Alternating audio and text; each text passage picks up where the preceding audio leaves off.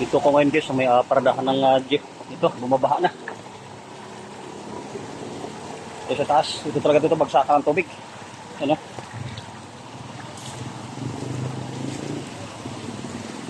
Mapaw na yung kanal, ilalim. Tubig. Mapaw na yung kanal, kaya doon sa ibabaw na si dumaan yung tubig. Hindi na silalim. Pero dito sa gilid na to, may ibon na ito, kasi lang maliit lang pinigay nila. Kaya yung tubig humapaw. Dito tayo guys, maghantay. Sundan ko lang yung misis ko. Yung lumakas na kasi yung hangin at ulan, pabugso-bugso. Kasama ng ulan yung hangin, pabugso-bugso. Yan, may mga... Hoy! Kaya ano? Ate mo! Ha? Wala si ama. Yan, dito tayo maghantay kasi dito yun hihinto yung mga bus na sinakyan ng asawa ko. Ayan, may mga namamasada pa rin. Ayan, mga tricycle. Yung malalim-lalim na yung tubig dito sa mismong kalsada.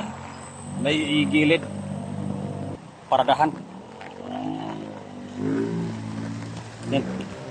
So may mga mangilan-ngilan pa rin na bumabiyahe.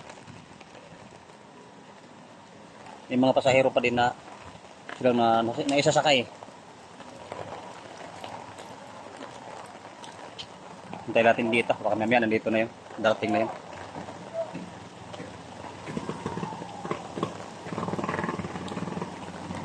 Yung makalakas na yung hangin.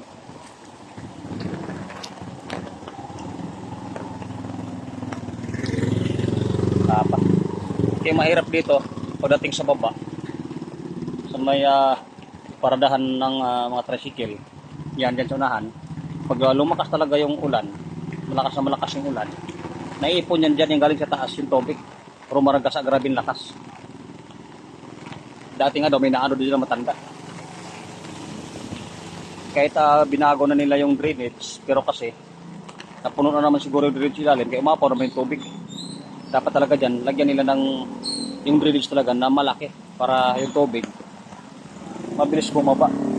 Katulad dyan, naipon na sila, wala nang madara yung tubig, parado na siguro, kaya umapaw sa ibabaw. Ayan, ay, tuklap yung hangin. Tuklap yung ano natin. Tuklap yung payong.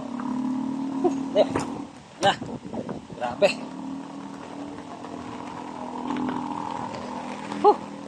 Malakas yung hangin.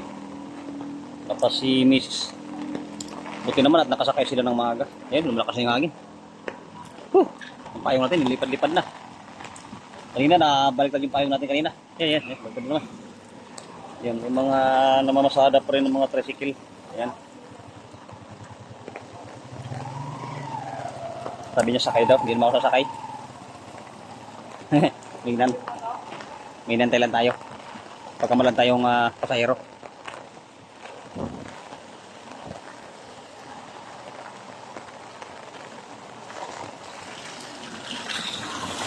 Yan, yung mga dumadaan pa rin ng mga sasakyan dito.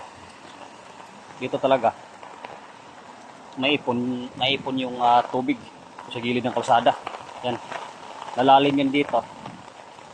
Pagka sobrang lakas ng ragasa doon, pupunta yan dito. Dito, yung tubig. Dito sila naipon. Yan, hanggang doon. Parang ilog na yan. Punta doon. Tapos ang hangin.